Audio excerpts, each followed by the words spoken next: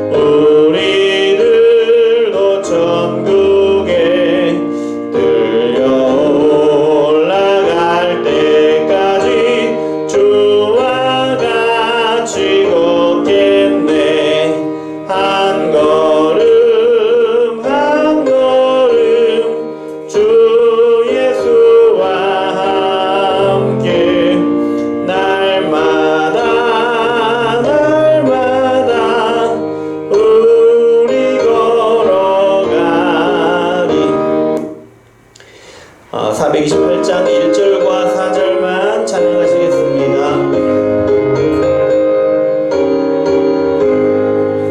내 영혼에 빛비추니 주 영광 찬란해. 이 세상 어떤 빛보다 이 빛도 빛나네. 주의 영광 빛난 광채 내게 비춰 주시옵소서.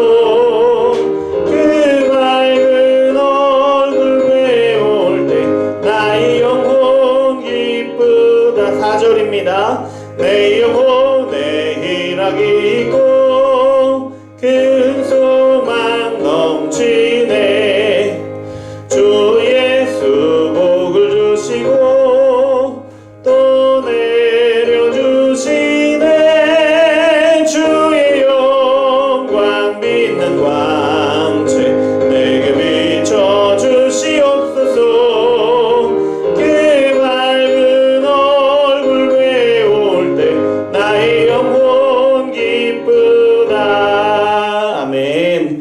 우리 다 같이 자리에서 일어나시고 묵상 기도 드리심으로 11월 첫째 주 주일 예배 하나님께 올려드리겠습니다.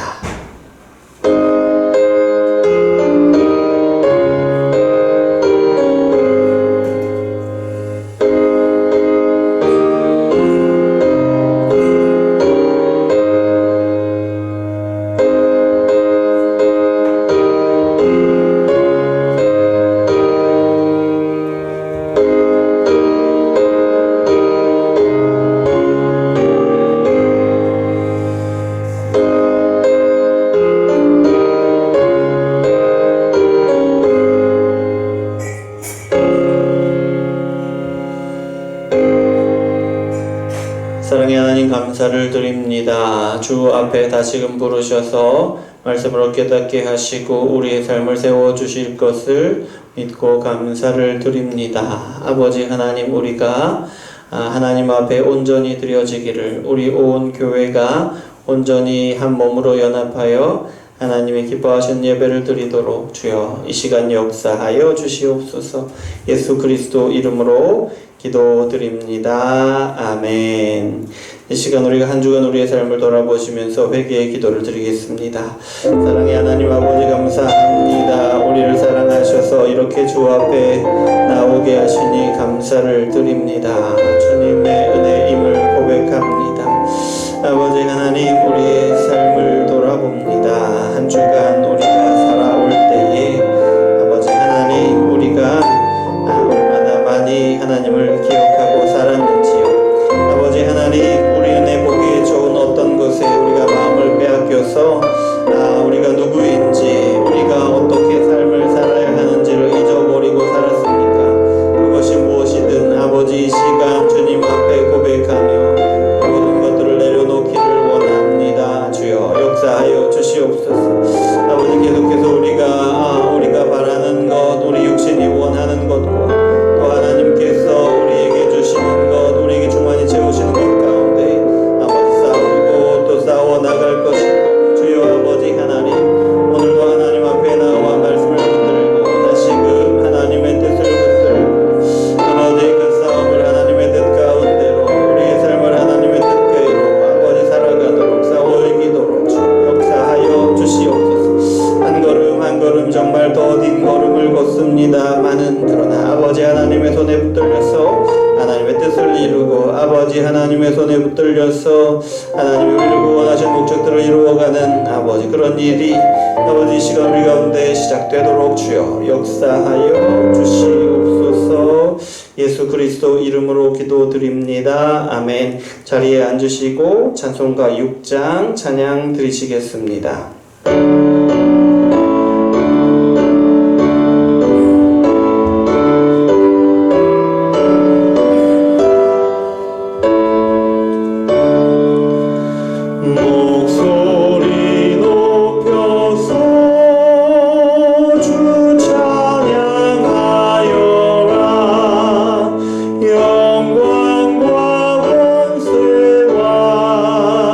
존귀와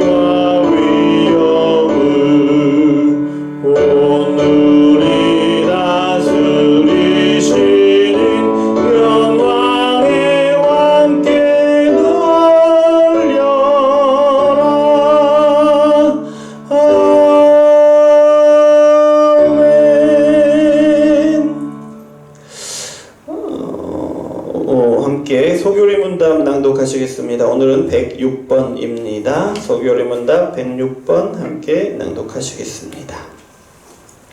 주보 아래편을 참고하시면 되고요. 함께 읽겠습니다. 106번 주기도의 6번째 간구는 무엇을 구하는 것입니까? 주기도 6번째 간구는 우리를 시험에 들게 하지 마시옵고 다만 악에서 구하시옵소서인데 이는 우리를 죄 지을 시험에 빠지지 않게 하시고 시험 받을 때 도우사 구해 주시기를 기도하는 것입니다. 아멘. 사도신경으로 신앙을 고백합니다. 전능하사 천지를 만드신 하나님 아버지를 내가 믿사오며 그 외아들 우리 주 예수 그리스도를 믿사오니 이는 성령으로 잉태하사 동정녀 마리아에게 나시고 본디오 빌라도에게 고난을 받으사 십자가에 못 박혀 죽으시고 장사한 지 사흘 만에 죽은 자 가운데서 다시 살아나시며 하늘에 오르사 전능하신 하나님 우편에 앉아 계시다가 저리로서 산 자와 죽은 자를 심판하러 오시리라. 성령을 믿사오며 거룩한 공회와 성도가 서로 교통하는 것과 죄를 사하여 주시는 것과 몸이 다시 사는 것과 영원히 사는 것을 믿사옵나이다. 아멘. 찬송가 90장 함께 찬양 드리시겠습니다.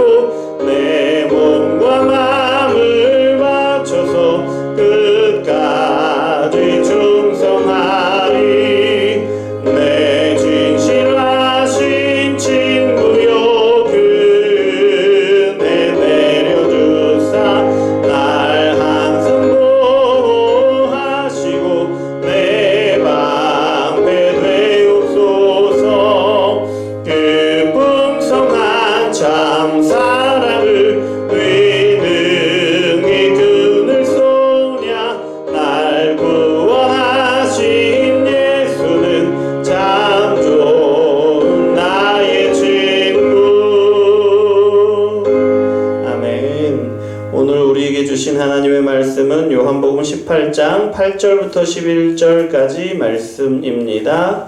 요한복음 18장 8절부터 11절 말씀입니다.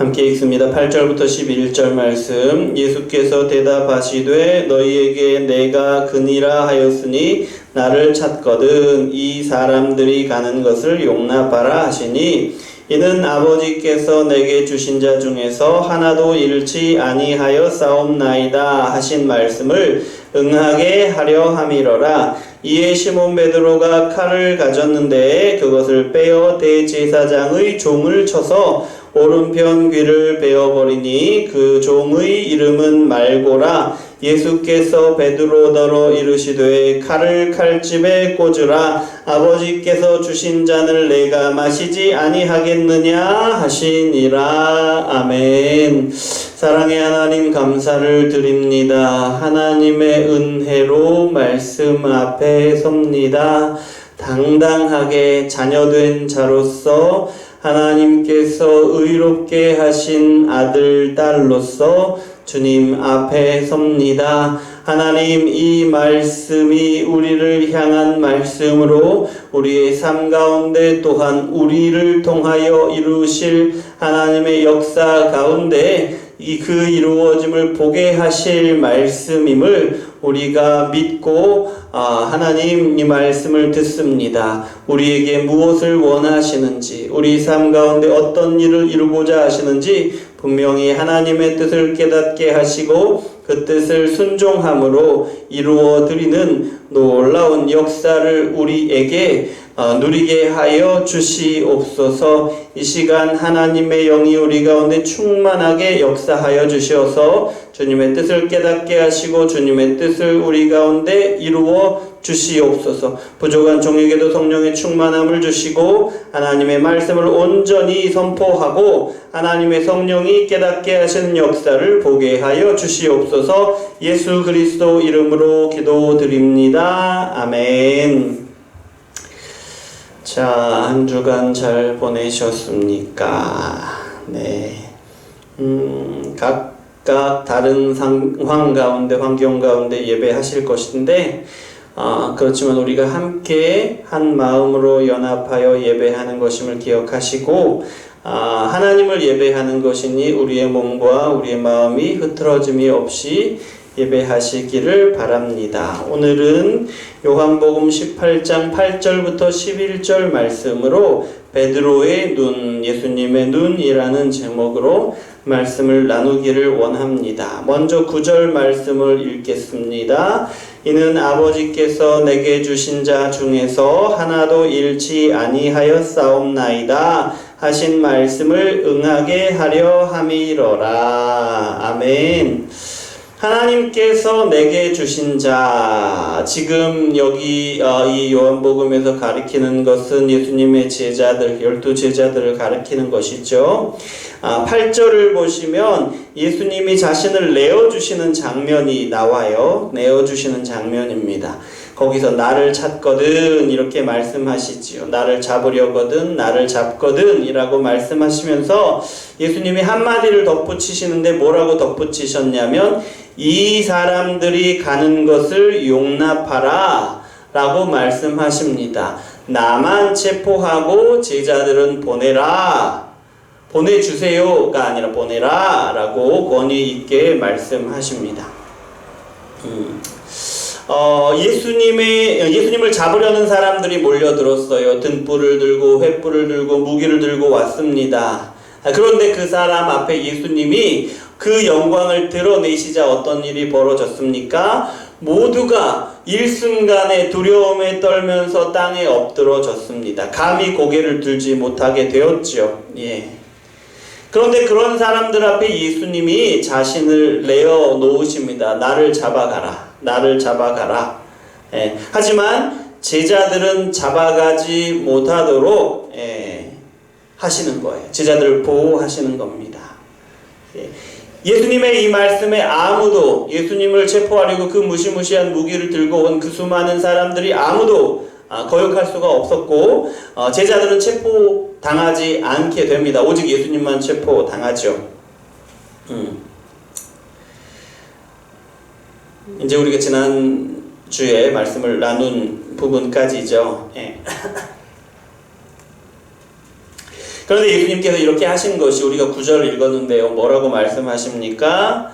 예, 아버지께서 내게 주신 자 중에서 하나도 잃지 아니하였사옵나이다 라고 하신 말씀에 응하게 하려 합니다. 예수님이 제자들은 체포되지 않도록 보호하신 것이, 예수님만 잡혀가시도록 내어놓으신 것이 하나님의 말씀을 이루려 하심이다 라는 것이죠. 예.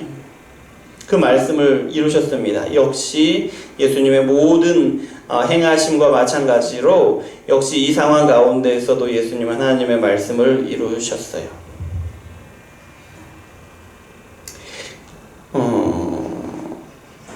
이 말씀처럼 여러분, 예수님은 하나님이 자신에게 준 백성을 한 사람도 잃지 않으시는 분이세요. 이거 기억해야 합니다. 예수님은 하나님이 자신에게 주신 백성 가운데 단 한 사람도 잃지 않으시는 분이십니다. 이 말은 우리가 믿음을 갖기 시작했고 우리가 죽는 그 순간까지 믿음을 계속해서 지켜나갈 것인데 그 가운데 우리가 반드시 붙들고 있어야 할 말씀이에요. 예수님은 하나님이 자신에게 주신 단 한 사람도 잃지 않으시는 분이시다 라는 말씀 꼭 기억하셔야 됩니다.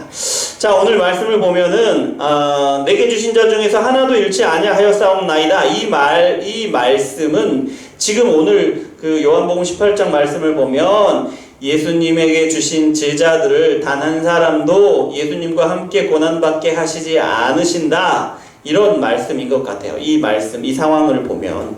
왜냐하면 제자들도 함께 잡혀가게 생겼거든요. 제자들도 함께 잡혀가서 예수님과 함께 같이 신문을 받고 고문을 받고 매를 맞고 모욕을 당하고 결국에는 십자가에 죽게 생겼거든요. 그런 상황이잖아요. 지금 우리가 겉으로 보여진 상황을 보면.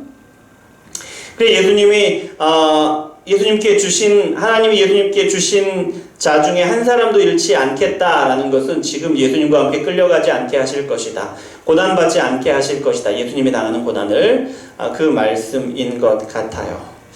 그러고 보면 그 백성을 한 사람도 잃지 않으신다라는 말씀이 이렇게 들려요.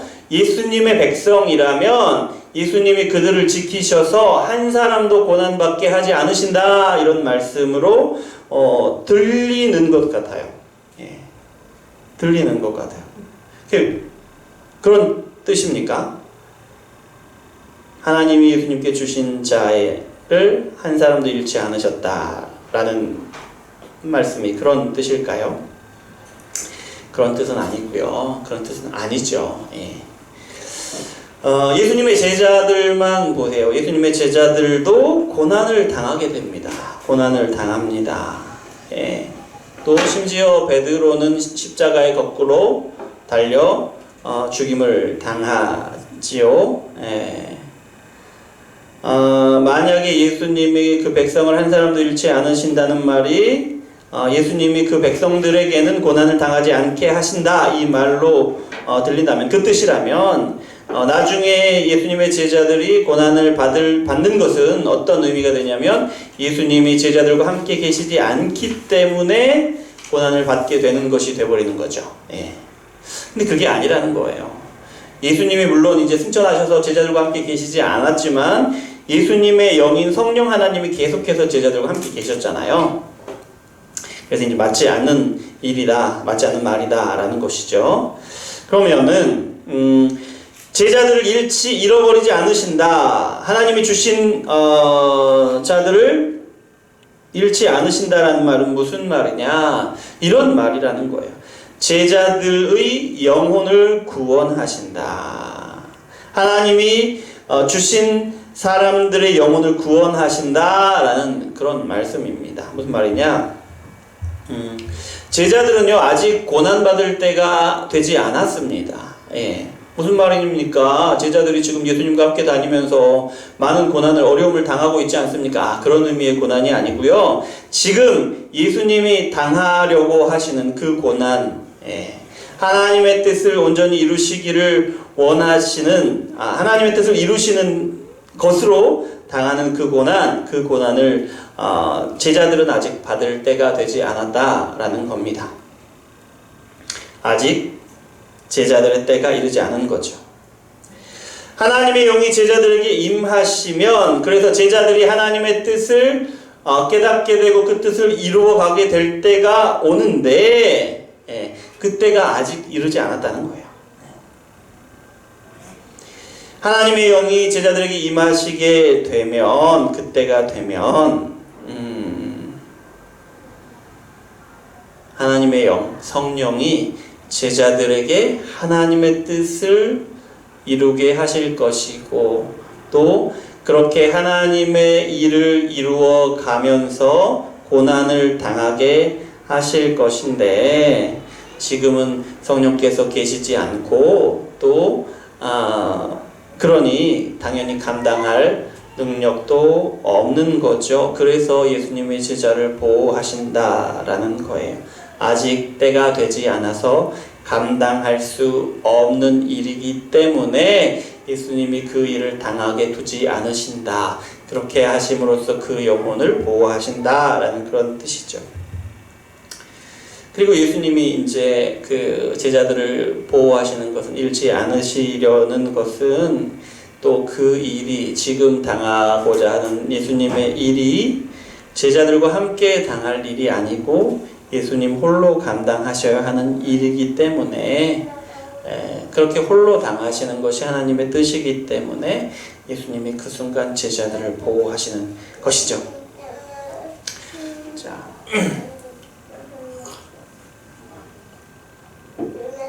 그리고 9절 아버지께서 내게 주신 자 중에서 하나도 잃지 아니하였사옵나이다 이 말씀을 나누고 있는데요. 그 두 번째 의미는 어떤 거냐면, 그러니까 잃어버리지 않으신다는 것은 어떤 의미냐면 영혼과 육체를 모두 다 구원하신다. 하나님께서 예수님께 주신 사람들의 영혼과 육체를 모두 구원하신다라는 그런 의미다라는 거죠. 예수님은 하나님께서 맡기신 사람을 단 한 사람도 구원받지 않도록 그냥 내버려 두지 않으신다는 뜻이에요. 예. 그렇게 하시는 것이 하나님의 뜻이기 때문에 예수님은 하나님이 맡기신 사람을 단 한 사람도 잃지 않으시는데 그 사람의 영혼과 그 사람의 육신이 온전히 구원받도록 받기까지 그렇게 하나님의 뜻을 이루신다. 어떻게요? 영혼이 천국에 들어갈 때까지.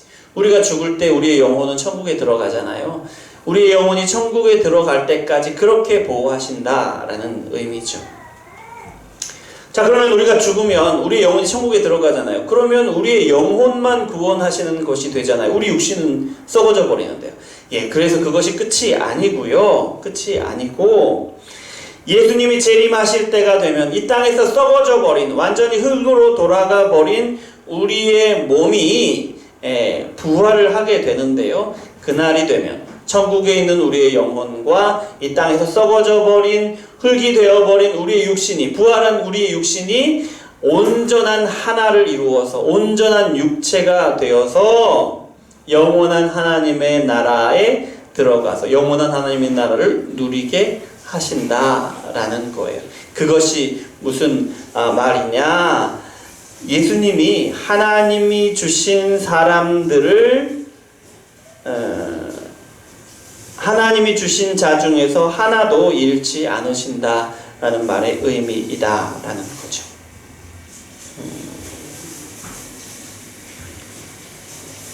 예수님은요, 하나님이 맡기신 사람을, 그 영혼과 육신을 가진 온전한 사람으로서 영원한 하나님의 나라에 들어가게 하실 때까지, 그리고 영원토록 그렇게 살아가게 만드셔요. 그 일을 반드시 이루신다라는 거예요.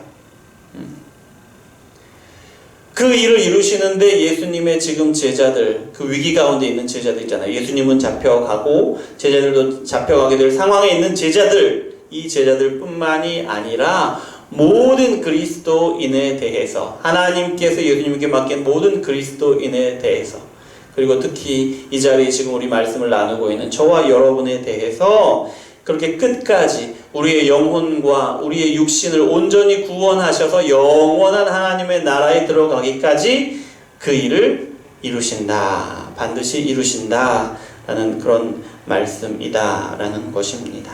우리 10절 말씀 함께 읽겠습니다. 이에 시몬 베드로가 칼을 가졌는데 그것을 빼어 대제사장의 종을 쳐서 오른편 귀를 베어버리니 그 종의 이름은 말고라. 이해라고 하죠. 이해라는 말은 무엇이냐면 예수님이 자신을 잡으려고 하는 사람들에게 내어주시는 거예요. 아무도 감히 예수님을 잡으려고 하지 못해요. 무기를 들고 있고 엄청나게 많은 사람들이 그 체포조를 이룬 거죠. 체포조를 이루어서 이렇게 왔지만 감히 고개를 들지 못해요. 예수님을 쳐다보지도 못합니다. 그런데 어떻게 감히 잡을 수가 있겠어요? 그런데 예수님이 자신을 내어주세요. 자, 잡아가라 라고 내어주시는데, 그때 예수님이 이제 잡혀갈 위기에 처해 있을 때 그리고 제자들도 잡혀갈 위기에 처해 있을 때이에라는 것이 그런 상황이 되었을 때라는 의미인데요. 베드로가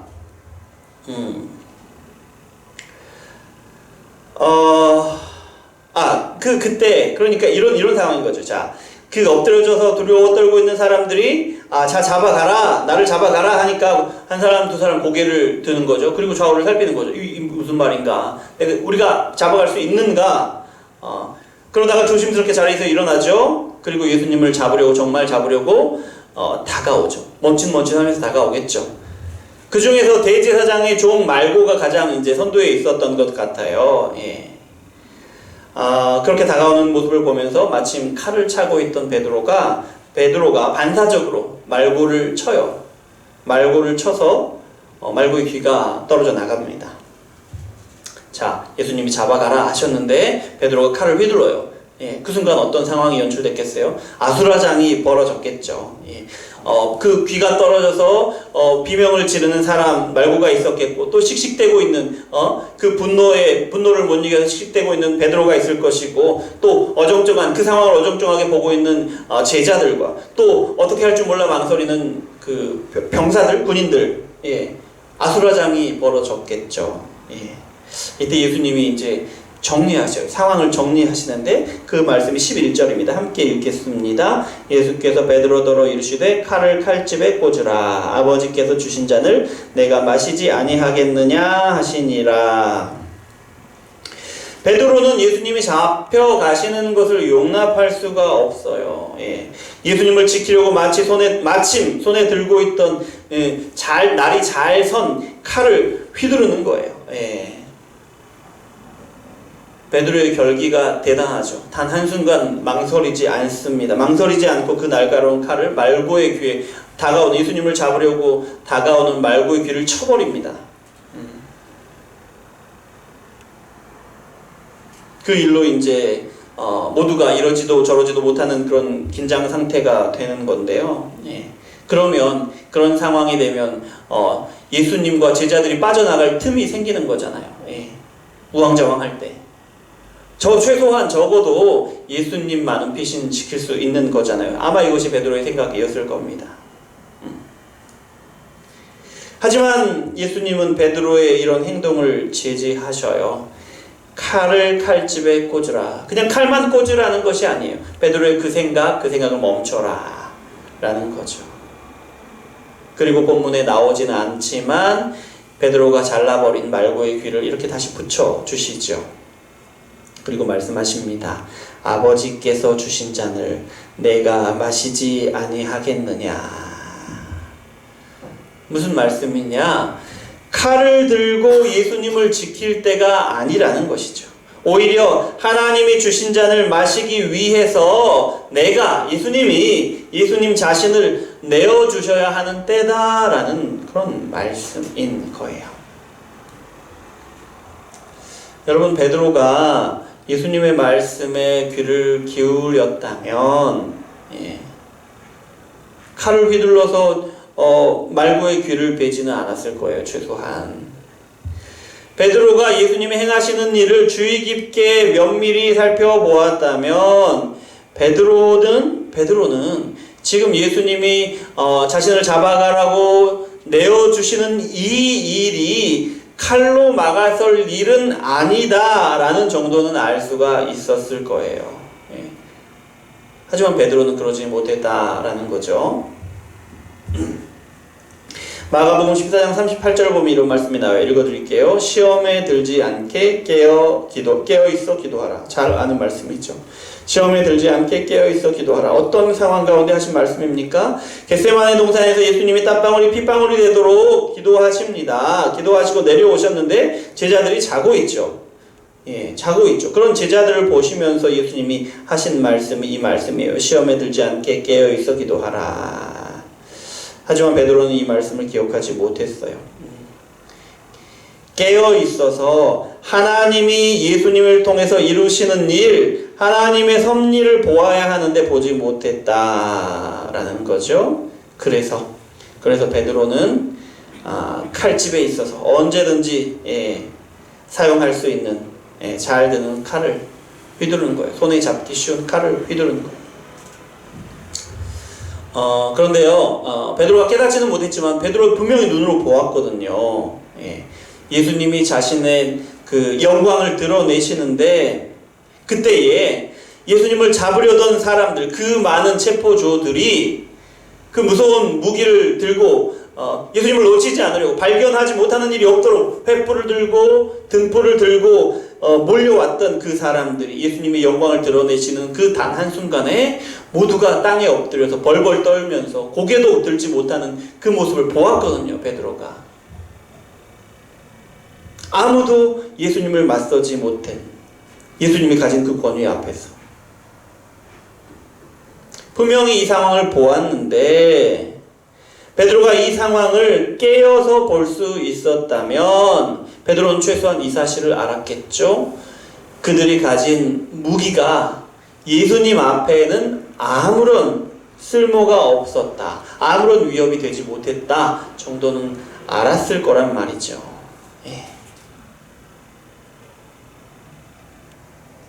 그런데 오히려 베드로는 지금 예수님을 지킨다라는 명목으로 예수님을 지키겠다라는 자기의 뜻을 이루기 위해서 오히려 그 쓸모없는 무기를 집어들고 있단 말이에요.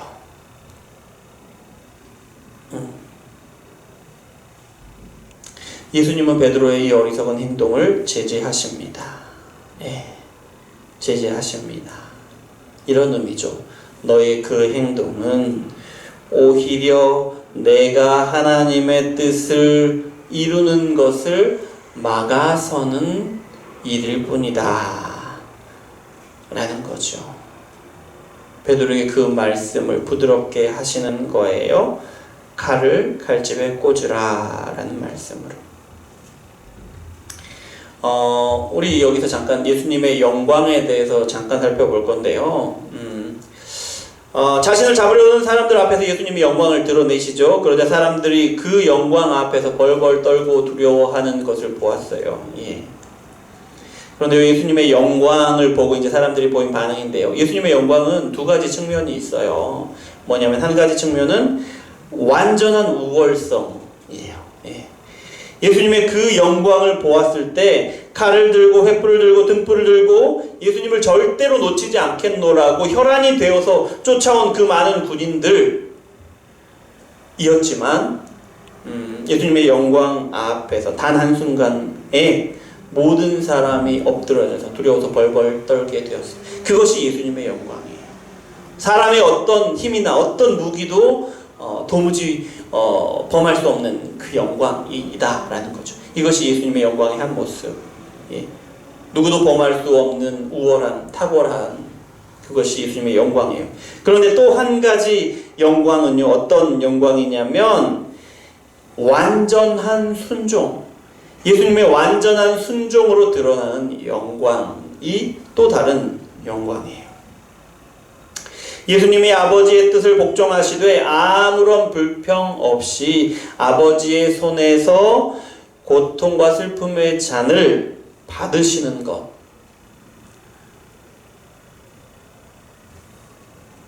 이것으로 예수님의 또 다른 영광이 드러난다.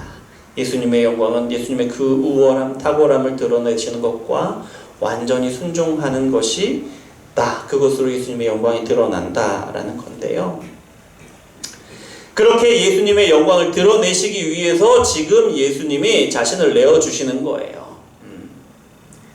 사람들 앞에서 도무지 범할 수 없는 그 영광을 드러내 보여주셨는데 영광의 또 다른 측면, 하나님의 말씀에 완전히 순종하시는 그 영광을 드러내시기 위해서 자신을 잡아가라고 내어주시는 것이죠. 그 영광을 드러내시는 것이다.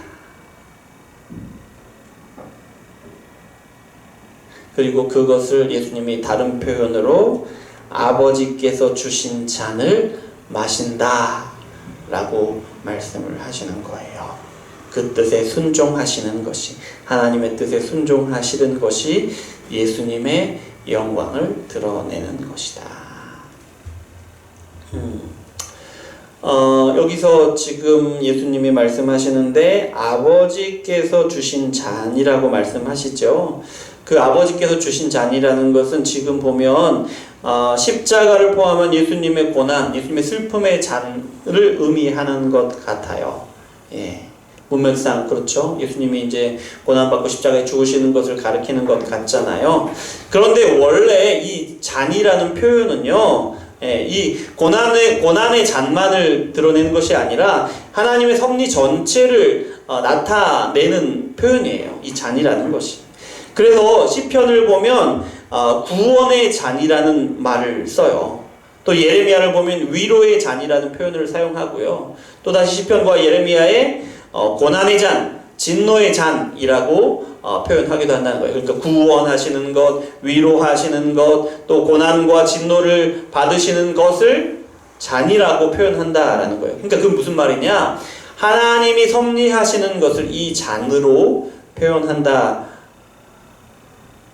그러니까 하나님의 잔을 받는다라는 것은 물론 여기서는 예수님이 고난을 받으신다라는 것을 의미하지만 하나님의 뜻을 이루신다, 하나님의 섭리에 순종한다라는 그런 의미를 가지고 있다라는 거죠. 그러니까 예수님은 지금 베드로가 칼을 휘둘러 예수님이 하나님의 뜻을 이루려 하시는 것을, 그 일을 막아서고 있다는 거예요. 예. 하나님의 섭리를 방해하고 있다라는 것을 예수님이 부드럽게, 완곡하게 말씀하시는 거예요. 칼을 골집에 꽂으라. 아버지께서 주신 잔을 내가 마시지 않겠느냐 라고 하시는 거죠.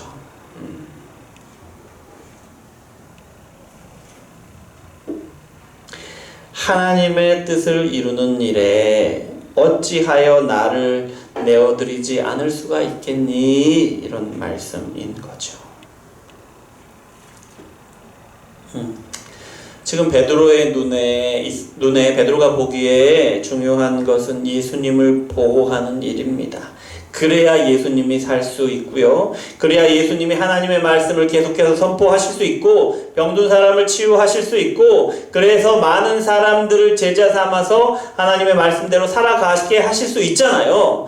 그렇게 해야 이 땅 가운데, 그 이스라엘 가운데 다시 하나님의 나라를 세울 수 있다고 생각하는 거예요. 그래서 예수님을 보호하는 것이 다윗에게는 너무나도 중요한 거예요. 예. 이것이 베드로가 생각하는 하나님의 일이에요. 그리고 그 일을 이루기 위해서 베드로는 지금 자신의 손에 있는 잘 드는, 손에도 있고 그 날이 써서 잘 드는 칼을 빼어서 휘두르는 거죠.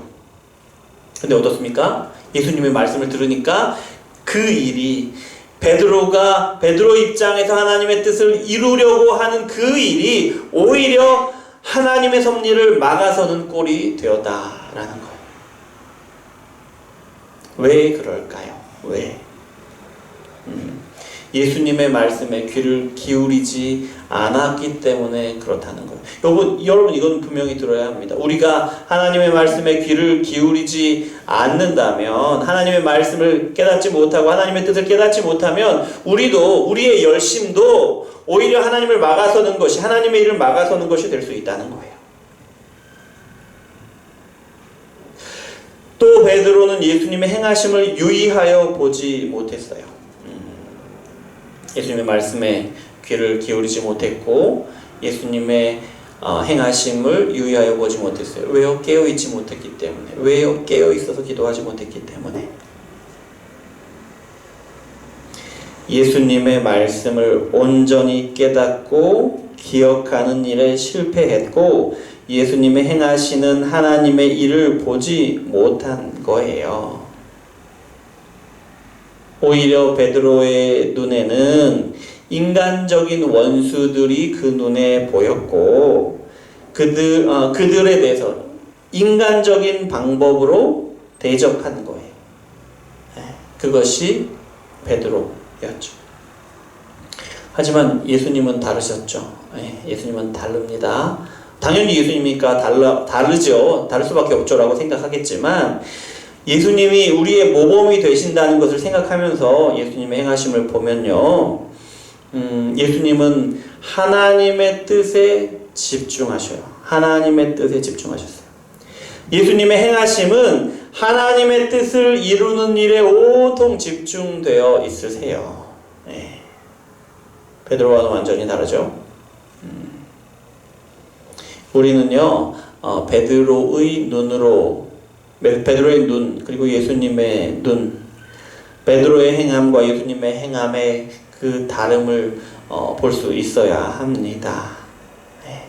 그리고 우리도 예수님의 눈으로 보고 예수님의 행함을 따라서 행해야 합니다. 이거 기억해야 합니다, 여러분.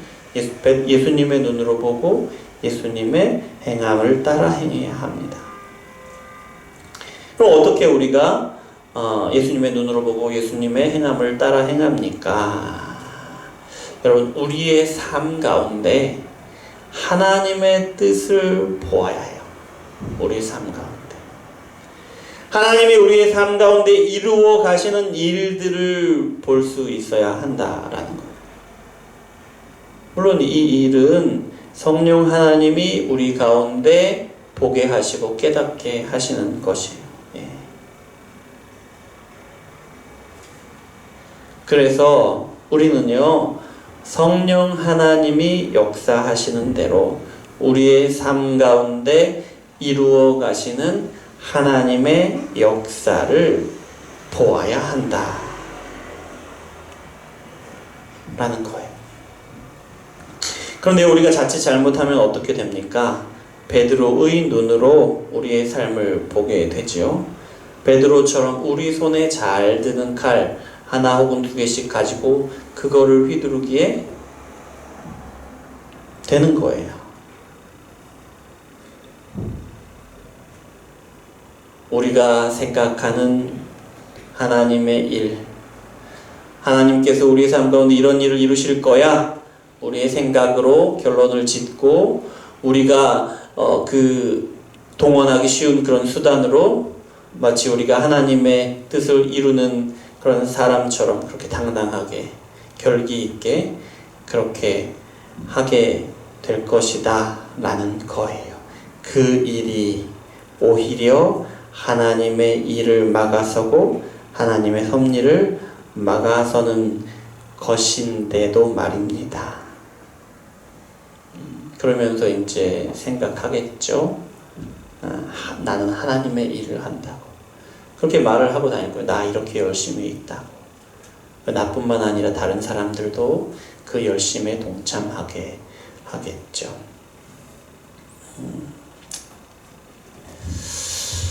그럼 우리가 어떻게 해야 할까요?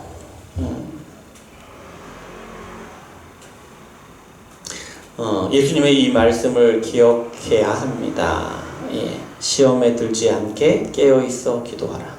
깨어있어야 합니다. 그리고 기도해야 합니다. 혹은 기도함으로써 깨어있는 상태를 유지해야 합니다. 그래야 우리가 예수님의 눈으로 하나님이 우리의 삶 가운데 이루어 가시는 일들을 볼 수가 있게 돼요.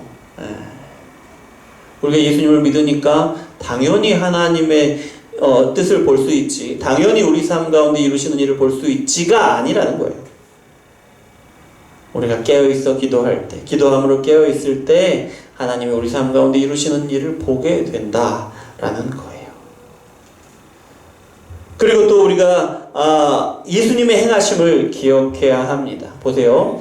강력한 무기를 든 사람들, 예수님을 잡아가려고 하는 사람들이 수도 없이 많이 왔어요. 그렇게 많은 사람들이 예수님을 잡으려 왔어요. 하지만 예수님이 이 사람들을 단숨에 제압하시죠.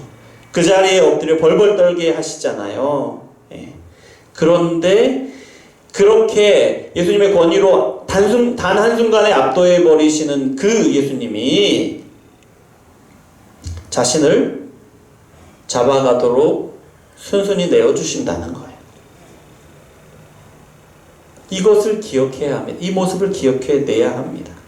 그리고 우리도 하나님의 뜻을 이루는 일에는 우리 자신을 선선히 내어 드려야 한다라는 거예요. 어떻게 그럴 수 있습니까? 예수님은 예수님이니까 그렇게 하실 수 있는 거잖아요. 네, 우리가 여기서 예수님의 말씀을 다시 한번 기억해내야 돼요. 시험에 들지 않게 깨어있어 기도하라. 우리가 깨어있어서 기도하고 있어야 하나님의 뜻을 이루는 일에 우리 자신을 내어드릴 수 있다라는 거예요. 우리가 기도함으로 깨어있어야 하나님의 섭리 가운데 우리의 삶을 내어드릴 수 있다는 거예요. 깨어있지 못하면, 기도하지 못하면 우리가 그렇게 할 수 없습니다. 이렇게 생각하시는 분들 있을 거예요. 꼭 그래야 됩니까? 저는 아직 두려워요. 저 아직 그만한 믿음이 안 된다고요. 제 믿음은 딱 여기까지예요. 더는 안 나갈 거예요. 이렇게 생각하시는 분들 계실 것인데요. 그런 우리에게 예수님이 들려주시는 말이 이거예요. 아버지께서 내게 주신 자 중에서 하나도 잃지 아니하였사옵나이다. 아직 하나님의 때가 이르기 전에는 하나님이 주신 잔을, 쓴 잔을 마시게 하시지 않으신다라는 거예요. 성령께서 역사하셔서 깨어있게 하시기 전에는, 기도하게 하시기 전에는, 기도함으로 깨어있게 하시기 전에는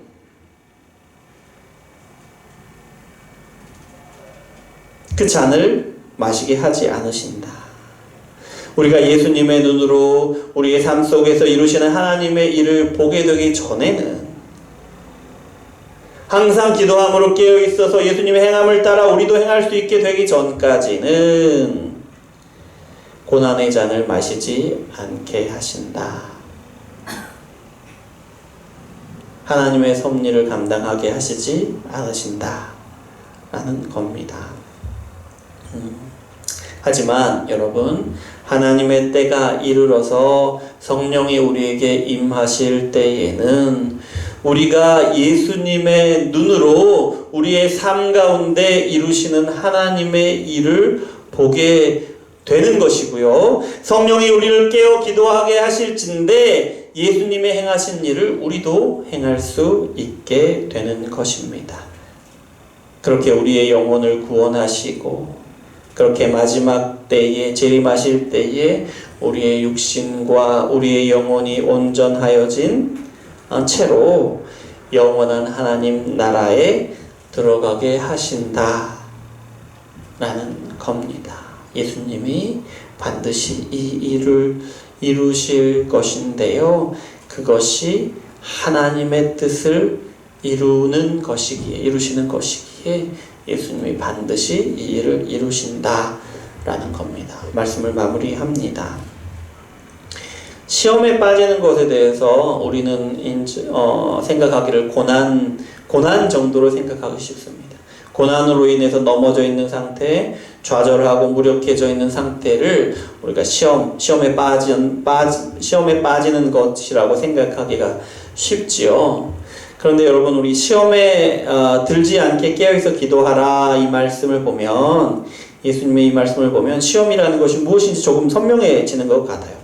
시험이 뭐냐면 예수님의 눈이 아니라 베드로의 눈으로 우리의 삶을 바라보게 되는 것이 시험이 빠지는 것이다.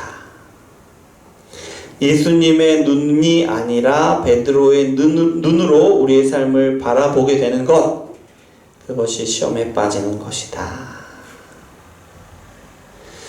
우리가 설사 고난 가운데 있을지라도 그 일을 예수님의 눈으로 볼 수 있다면 그것은 우리가 좌절하고 절망할 일이 절대 아니라는 거죠. 왜냐하면 당장에는 위태롭게 여겨지고 괴롭겠지만 그것이 하나님의 뜻을 이루는 일이라는 것을 우리가 보고 또 우리가 알기 때문에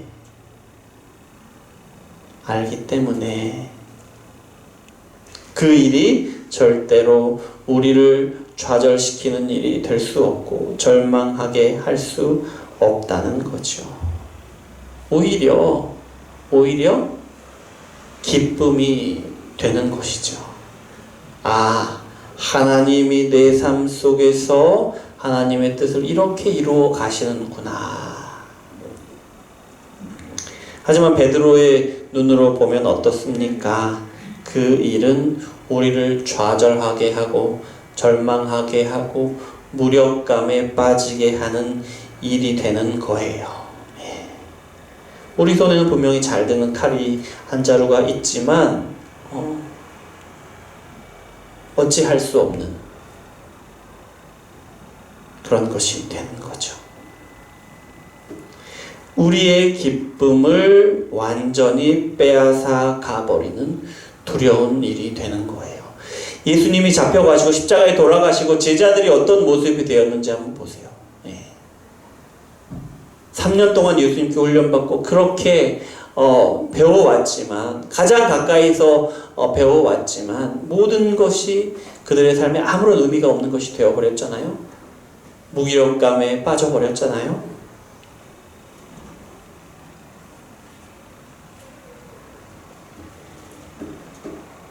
바라건대 우리가 예수님의 눈으로 우리의 삶 속에서 이루시는 하나님의 일, 하나님의 섭리를 보게 되기를 원합니다.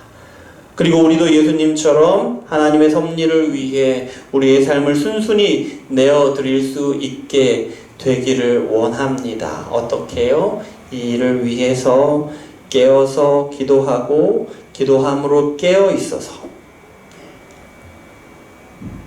이런 우리 운정예수마을교회 성도님들이 되기를 원합니다. 하나님이 주신 사람들을 한 사람도 잃지 않으시는 우리 예수님이 우리 가운데 반드시 이 일을 이루어 가실 것입니다. 기도하겠습니다. 사랑의 하나님 감사합니다. 우리를 사랑하셔서 귀한 말씀 주시니 감사합니다. 하나님께서 우리에게 보여주신 말씀을 따라 베드로의 눈으로가 아닌 예수님의 눈으로 하나님께서 우리 삶 가운데 이루시는 일을 보고 예수님이 행하신 것처럼 그 일을 이루어 가시는데 우리의 삶을 온전히 내어드리는 우리가 될 수 있도록 주여 역사하여 주시옵소서. 예수 그리스도 이름으로 기도드립니다. 아멘. 찬송가 88장 찬양 드리면서 준비하신 예물 올려드리겠습니다.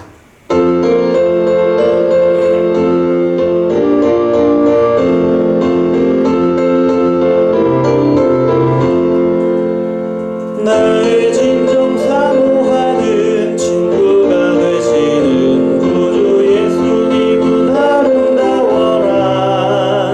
산 밑에 백합화요 빛나는 새벽별 주님 영원할 길 아주 없도다. 내 맘이 아플 적에 큰 위로 되시며 나 외로울 때 좋은 친구라. 주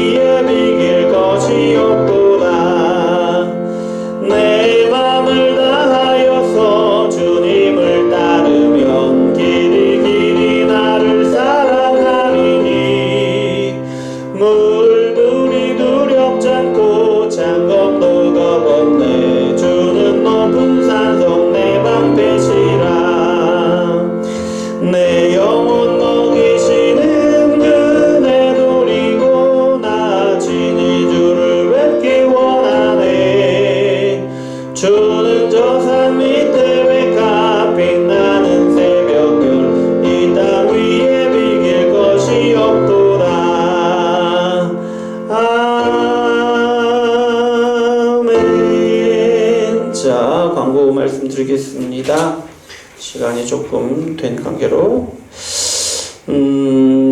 우리 8번 보시죠. 11월 18일 수능 시험일입니다. 우리 교회는 허재영 집사님 딸 이봄, 이샘, 제가 지난주에 봄이만 이야기를 했는데 샘이도 같이 시험을 봅니다. 예, 기도해 주시기 바랍니다. 예. 이 아이들만의 일이 아니고 또 허재영 집사님 가족만의 일이 아니고 우리의 일입니다. 함께 기도해 주시면 좋겠습니다. 또 11월 셋째 주 추수감사 주일인데요. 우리가 이제 그 추수감사 주일을 준비하면서 하나님이 주신 은혜를 돌아보셨으면 좋겠습니다. 예. 그리고 추수감사 주일은 전교인 출석 주일로 우리가 함께 모여서 예배하려고 합니다. 이때만큼은 함께 모여서 예배할 수 있기를 원합니다. 그래서 교회에서 먹음직한 도시락을 준비하려고 합니다. 이게 뭐 여기서 함께 모여서 먹는 건 아니고요. 진짜 함께 이렇게 나누려고 하니까 어쨌든 이날 우리 다 함께 모여서 출석하고 잠깐이라도 교제하는 시간을 가지면 좋겠고요. 이상입니다. 자, 우리 찬송가 407장 1절 찬양하시고 함께 기도하겠습니다. 407장 1절입니다.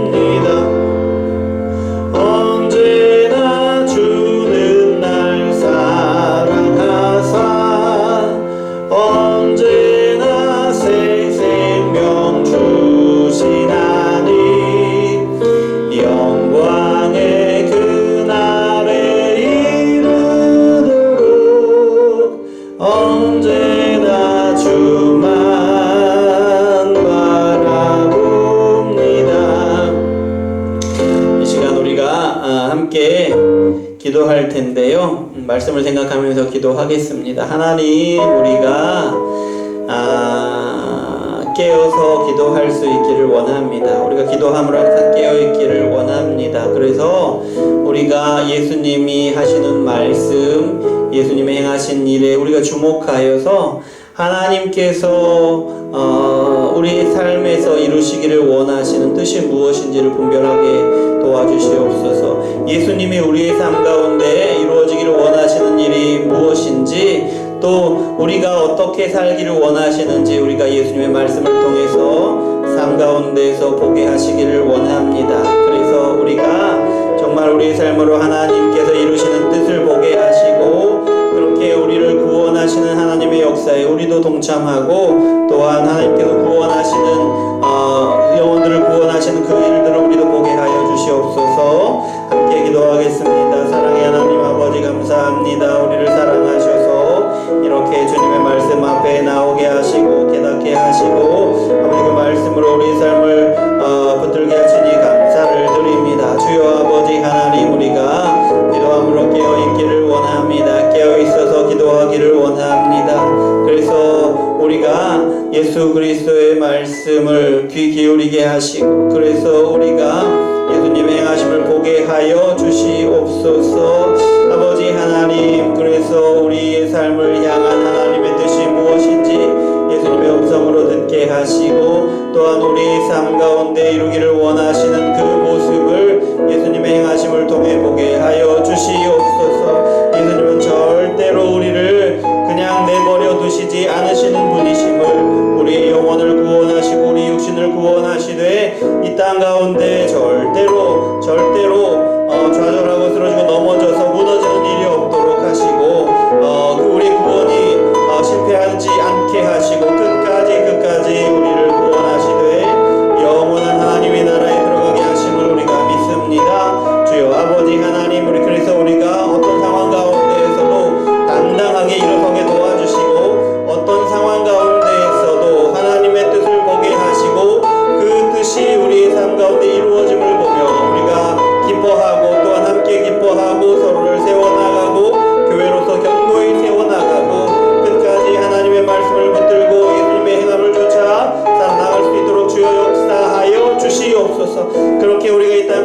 하나님께서도 하나님의 나라를 살아가고 그렇게 영원한 하나님의 나라를 살아갈 수 있도록 주여 역사하여 주시옵소서. 이 일을 반드시 우리 가운데 이루어 주시옵소서. 이어서 기도할 때 우리의 기도의 제목들을 가지고 기도하고 마지막으로 교회를 위해서 기도하겠습니다. 하나님 감사합니다. 우리를 붙드시고 우리의 기도에 귀를 기울이시기를 원합니다. 주여 아버지 하나님께서 우리에게 주시는 것들을 충만하게 우리의 삶 가운데 누리기를 원합니다. 특별히 우리 가정 가운데 누리기를 원합니다. 아버지 하나님, 경제가 많이 어렵다고 합니다. 특히 우리 가게가 어렵다고 하는데요. 주여 아버지 하나님, 이 어려운 때에 하나님의 도우심으로 오히려 풍성하게 하여 주시옵소서. 우리 직장과 우리의 사업을 축복하셔서 아버지 하나님, 막힌 것이 풀리게 하시고 재정이 돌게 하시고 아버지 하나님, 우리로 인하여 우리가 직장 가운데 사업 가운데 하나님이 일하시고 도우시고 풍성하게 채우심을 우리가 경험하게 하시고 또 믿지 않는 사람들이, 우리 주변 사람들이 하나님의 풍성하게 채우심을 보게 하여 주시옵소서. 우리 연약한 육신을 강하게 하시고 우리의 질병을 치유하시기를 원합니다. 우리의 마음의 연약함을 상처받음을 아버지 하나님이 이루어하시고 치유하시고 아버지 하나님이 함께 하심으로 강하고 담대하게 하여 주시고 어떤 상황 가운데서든지 어떤 사람을 만나고 어떤 일을 만나든지 아버지 하나님 강하고 담대하게 하나님이 주신 지혜로 나아갈 수 있도록 주여 역사하여 주시옵소서. 우리 특별히 우리 자녀들 입시를 앞두고 있습니다. 주여 우리 보미와 쌤이 아버지 하나님 지혜를 주시고 아버지 좋은 컨디션을 주시고 시험 잘 볼 수 있게 하시고 하나님이 기뻐하시는 또 좋은 대학에도 진학하게 하시고 아버지 하나님, 그래서 아버지 하나님 이 입시 가운데 하나님이 역사하시고 하나님이 도우시는 것을 풍성하게 누리게 도와주시고 하나님이 도우셨다고 고백하며 하나님을 찬양하는 그런 은혜를 우리 가운데 주시옵소서. 주여 아버지 하나님, 우리 교회를 위해 기도합니다. 아버지 하나님께서 우리 교회를 도우시고 붙드시기를 원합니다. 아버지 하나님께서 우리 연약한 우리 교회를 붙드셔서 강하게 하시고 담대하게 하시고 하나님의 뜻에 민감하게 하시고 그 뜻을 붙들고 하나님의 뜻을 이루어드리되 예수님이 순종하신 것처럼 우리도 순종하며 그래서 마지막 때에 하나님께 칭찬받는 교회, 견고하게 세워지는 교회, 하나님을 기쁘시게 하는 교회 될 수 있도록 주여 역사하여 주시옵소서. 부족한 목회자를 세우셨는데 그렇기에 더욱더 하나님의 성령으로 충만하게 하시기를 원합니다. 능력을 더하시고 지혜를 더하시기를 원합니다. 그래서 온 교회가 하나님의 뜻을 바라보며 그 뜻을 순종하며 나아갈 수 있도록 순간순간 놓으시고 한 걸음 한 걸음 아버지 하나님께서 기뻐하시는 걸음을 걸을 수 있도록 주여 역사하여 주시옵소서. 우리 교회를 향한 하나님의 뜻을 온전히 이루어 주시옵소서. 하나님 감사합니다. 우리를 사랑하셔서 말씀을 주시고 말씀으로 기도하게 하시고 우리의 삶의 제목으로 마음의 소원으로 우리 평생의 소원으로 기도하게 하시니 감사합니다. 우리의 기도를 들으시고 응답하심을 믿습니다. 우리의 기도에 응답하심으로 하나님의 뜻을 이루어 가심을 믿습니다. 주여 그 은혜를 우리에게 보게 하여 주시옵소서.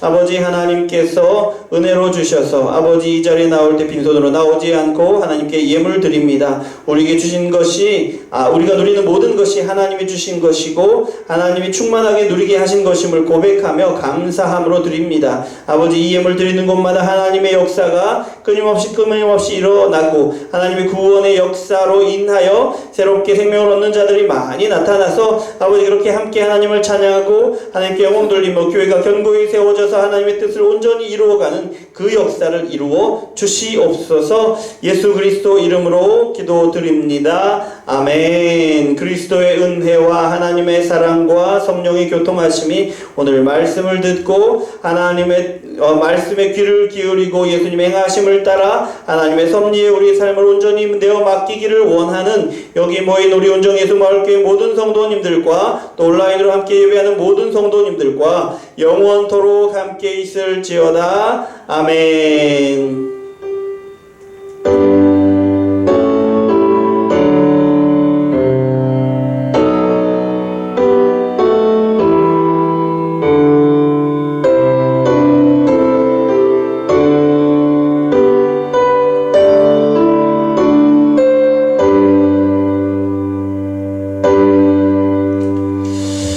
자, 예배를 마쳤습니다. 하나님께 영광의 박수 올려드립니다. 감사합니다.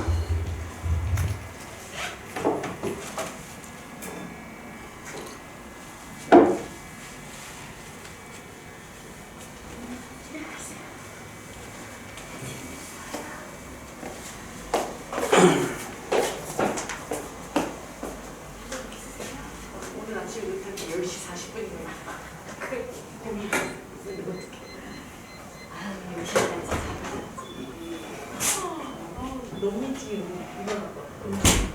잠깐 천천히. 가야지 이거 어떻게 해요? 힘이 물어나.